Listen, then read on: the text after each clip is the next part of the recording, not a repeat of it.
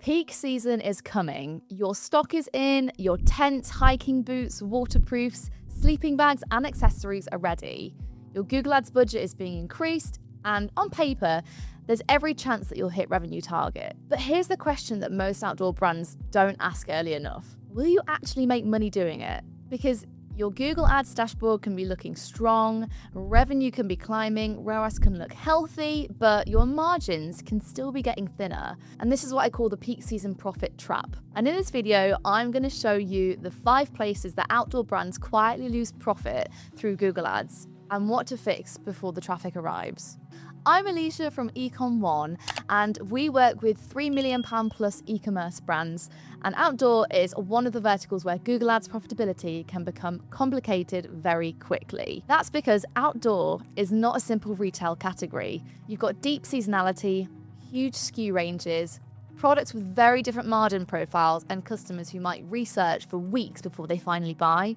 So if you run your Google Ads account like a straightforward retail account, it will usually leak money somewhere. Not always obviously, not always immediately, but by the time you get to the end of the season, you'll feel it in your margin. Let's break down where that usually happens. The first leak starts with the metric most teams trust the most, ROAS. It's useful, but for outdoor brands, relying on one blended ROAS number can be genuinely a little bit misleading. The reason is simple. Not every product in your catalogue behaves the same way. A £400 Gore-Tex jacket is not the same as a £12 pair of walking socks. A technical tent is not the same as a water bottle. And specialist footwear is not the same as a discounted base layer. But everything is being pushed through the same ROAS target. Google can end up treating those products a little bit too similarly, and that's where the problem begins. Google is very good at finding conversions, but unless you split your campaigns properly by using margin data, for example, it doesn't know which conversions are actually worth acquiring. You might have a premium jacket with a 55% gross margin where you can afford to spend more to acquire that customer. But you might also have lower margin accessories where fulfillment costs, returns, return rates, or discounts wipe out most of that profit.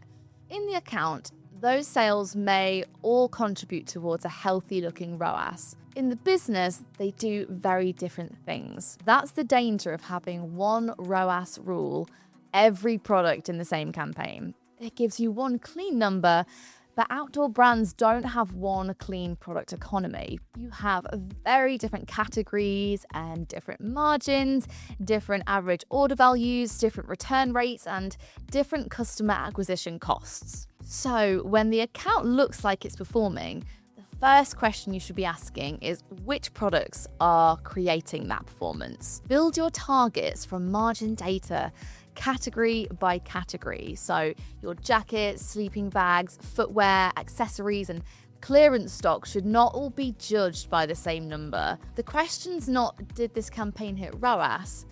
The better question is, did this category acquire customers at a cost that still leaves enough profit behind? That shift alone can change how you read the whole account. Okay, so the second leak usually appears between seasons, when the account is still optimizing for a market that has already moved on. Outdoor is one of the most seasonal categories in e-commerce. You can have spring hiking, summer camping, festival season, autumn trail running, winter waterproofs, Christmas gifting, and then the January-February period where demand can drop quite hard. The problem is that many Google Ads accounts don't move with these seasons. The same target ROAS stays in place, and the same campaign structures keep running, and the same bidding logic continues, even though customer intent, conversion rates, margins, and stock positions have all changed. This is where outdoor brands either leave money on the table or waste budget. If you're too conservative during peak season, you miss profitability demand. If you're too aggressive off-season, you end up chasing volume that just simply isn't there. So, for example, a target ROAS that made sense during a July camping peak may be completely wrong for October, November time. The buyer is different. conversion rates may be lower, and some products may now be sitting in clearance with much weaker margins. Smart bidding is powerful, but it learns from historical data. That means that during seasonal transitions, it can be slow to understand what is happening unless you actively manage the strategy around it. I would suggest building a seasonal bid strategy calendar, so a calendar that kind of maps your bid strategy to demand, stock, margin, and intent at different times of the year. Pre-peak, you may choose to be more aggressive because you're building audiences and capturing early research intent. At peak, your strategy could usually tighten because demand is strongest and profitability matters most. Off-peak, you need to pull back, prioritize efficiency, and avoid forcing volume that the market is just not ready to give you. You should also build seasonal audience lists. So someone who bought hiking boots in April and May time may be back in the market for camping gear in June, for example. Someone who bought waterproofs in autumn may be a good target for winter accessories. A trail runner and a family camper may both sit inside outdoor, but they're not the same customer, and that distinction really matters. Plus, if you're clearing end of season stock, keep it separate from your full price campaigns. Clearance has different margins, different goals, and different performance signals. So if you mix clearance with full price products, you risk training Google to chase conversions that are easier to get, but less valuable to the business, essentially. The third leak is subtle because the searches often look relevant at first glance. This is a big issue in outdoor. If you sell trail running shoes, lightweight tents, climbing harnesses, waterproof jackets, or camping equipment, Google sees words like outdoor and running and hiking, camping, climbing. Those words are relevant to Google, but not every related search has commercial intent. That's the distinction that matters. So searches like cheap camping ideas, free hiking trails near me, or how to set up a tent, or best walks in the Lake District may all sit somewhere in the outdoor world, but they're not the same as someone searching for a specific product that they're ready to buy.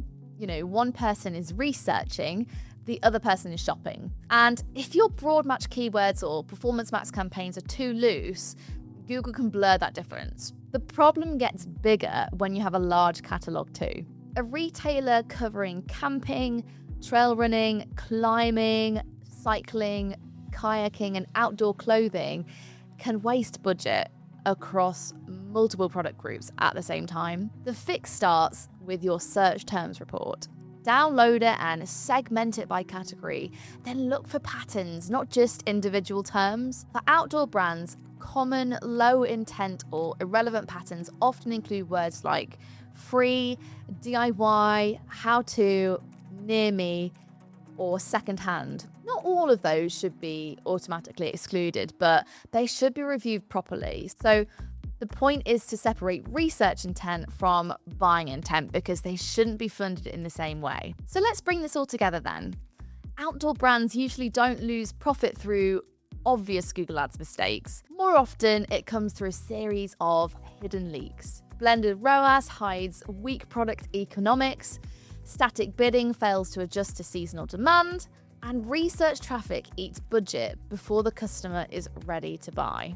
That is the peak season profit trap. You can hit your revenue target having positive looking reports and still end the season with a little less profit than you expected.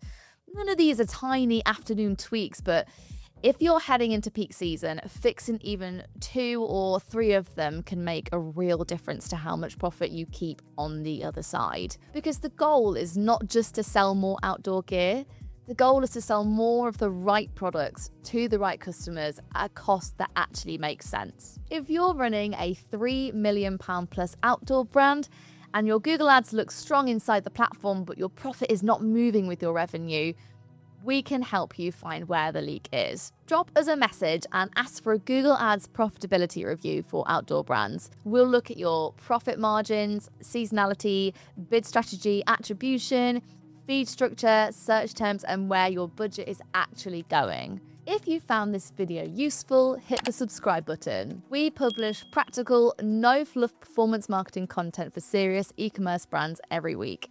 I'll see you in the next one.